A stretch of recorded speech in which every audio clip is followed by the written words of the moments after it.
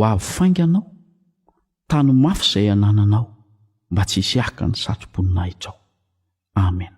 Apokalypsy 7:1-20.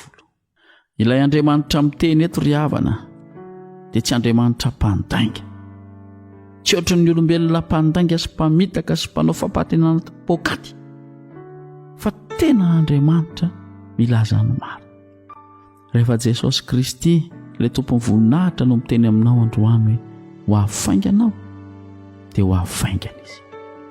Amboarimboary ny fiainanao rehetra, amboary ny mombanao rehetra, jereo ny fitondrantenanao, jereo ny asanao, jereo ny fonao, jereo ny fiainam-panahinao. Efa vonona ve ianao fa ho avy faingana ne izy?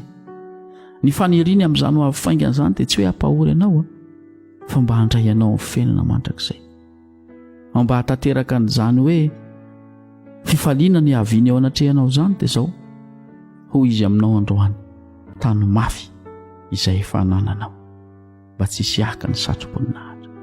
Iza ny tanana mafy sa inona ny tanana mafy? Jesosy Kristy. Te hitenene Jesosy eto aminao manao hoe tano mafy aho. Fifaliana ho an'i Jesosy izany ianao mifikotra mafy aminy izany, tsy mamela azy ho votsitra.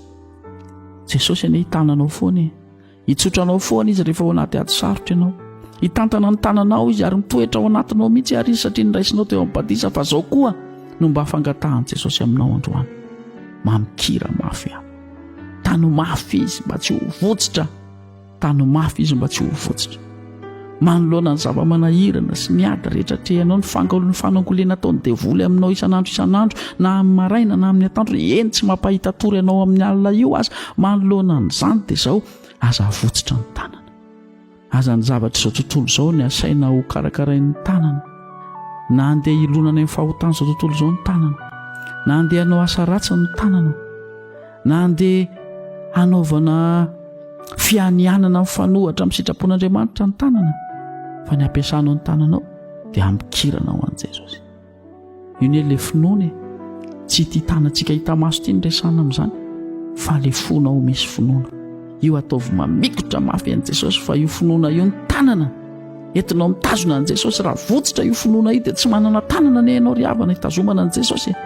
Ny dikan'izay ataovy matanjaka ny finoanao, ataovy matanjaka io tananao io, ataovy matanjaka amin'ny tenin'Andriamanitra, feno tenin'Andriamanitra mbatenahanana hery izy ahafahany mamikotra an'i Jesosy. Fa amin'izao andro fakapana zao nge tena mamely be Satana.